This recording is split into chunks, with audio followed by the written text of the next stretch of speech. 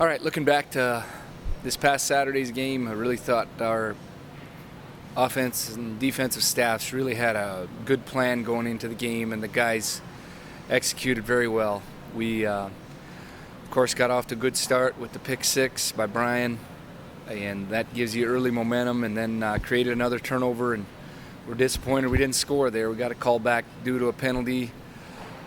But then recovered from that, and I thought the 98-yard drive was really key in the first quarter. Almost 7.5 minutes, and then to take that time off the clock and really run the football well, and a good balanced attack on all for over 400 yards, but we're 14 of 17 throwing the ball, so we got some balance that we were looking for, and then able to create those turnovers. And the difference in the game was 5 turnovers to 0, and special teams played a huge role too. We did not allow a yard on punt return, and they were coming in with a lot of return yards. The kickoff return, we sprayed the ball around a little bit just because of the 2 people they had back there, and that seemed to work out pretty well for us too. Now we look forward to this week. For us, it's a playoff game.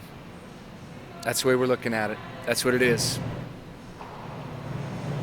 With you seeing it as a playoff game, what changes? It's more of an influential pregame speech. Is it harder practices? What changes for you and for the team being a little more higher pressure this week as a playoff? Nothing really. We just expect a really great focus and a lot of energy at practice. We're playing for something. We really believe that.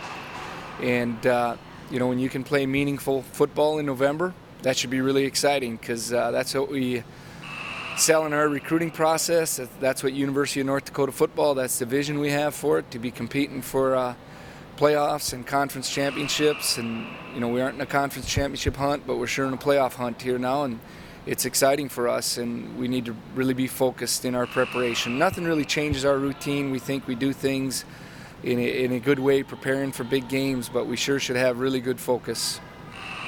What's the confidence level then of the team after, that's a big win that you guys picked up there in a must-need situation. What's the confidence level of the team? Well, I think it helps you a bit, but we sure want our guys to put it behind them, and we want to not get too high over it, that performance. And earlier in the year when we had some disappointing performances, we didn't want to get too low. So you got to put it behind you and move forward. We're playing a team. We have a lot of respect for them. They'll be difficult to prepare. They run option football, which we haven't had to prepare around here for a while. And, they're coming off of 2 straight wins where they scored 55 points and 38 points. So we're going to have to play very solid football on both sides of the ball and on special teams to stay in the game and earn a positive result. Coach, what's the biggest challenge in preparing for a triple option offense? Well, it's just different. So you guys have a little different week. We'll have a good plan. We've seen this stuff before. It's just we haven't played this type of team this year yet. But, with a lot of the gun and run stuff and that, you have option philosophy and option concepts in that you need to prepare for and need to defend throughout the year. But this team is much different. This is what they do. They specialize in it. They're very good at countering when you take certain things away. So we've got to be really sharp in our preparation and take some good time here to teach our guys and really be focused. Our eyes are going to be very important on Saturday night. You got to play with great eyes when you play against option football. What stands out about Chris Brown, quarterback? Well, he's been very good in the league for a long time, and he's just very smart. He takes care of the ball, and especially recently, they have really taken care of the ball and makes good decisions. And he can throw it very well for the amount of times that he throws it. It's very effective. They throw for a lot of touchdowns for the amount of times that they throw the football. And then he's a big, strong guy, hard to tackle. When he carries the ball, he's an effective runner. Do you have any past experience you can rely on when it comes to the triple option? When's the last time you guys have seen it as a staff? Oh, it's been a long time ago. But, throughout the years, we played option. I guess some of us have been coaching a lot of years, so we played against this type of thing. So you go back to what you knew previously, but you just got to study your opponents and see what people did that was effective against them, and that helps you a little bit. And you draw on your past experiences, and then we just got to execute the plan. That's going to be a big key. With an 8 Central start, you probably have the opportunity to kind of see how things are playing out across the country, do you have any plans to keep tabs on things, or do you want to not know at all? That's none of our concern. With social media and that, our guys are going to know results of games. We understand that. But our focus is preparing for this opponent and going out there and trying to move our record to 7-4 at the end of the night. And 7 Division I wins gives us an opportunity to be selected for the postseason.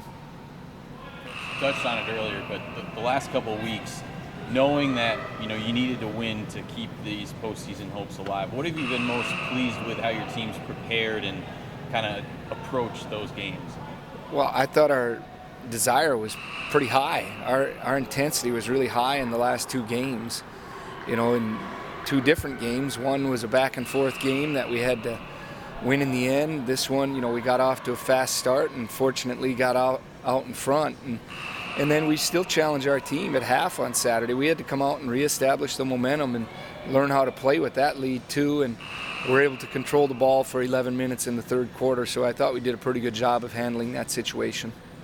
Yes, were you pleased? I mean, you've seen some of these other teams come back from leads that you had at the half. Were you pleased with what you saw out of your guys on Saturday? Yeah, we were disappointed with the first drive. We didn't execute very well, but after that, we were pretty pleased with our second half. And then we played a lot of young guys down the stretch. We think that could help us getting some much-needed experience for some young players that hadn't played a lot of football. Are you going to kind of rely on that? Say, hey, look, we know how to keep a lead here, so if we do get out to a lead, are you going to kind of point to that this weekend, or is this a fresh week? We're fresh start. I mean, we just got to really focus on our preparation, and we'll see how the game goes. This is a very good team that is coming off of 2 really good wins, and they can score a lot of points, and we've got to be sharp to hold the score down. And once again, our recipe for winning is running the football and controlling the ball, and they like to do that too, and they create a lot of explosive plays with their option offense, and we got to eliminate those plays. Very good. Thanks, Coach. Thank you, guys.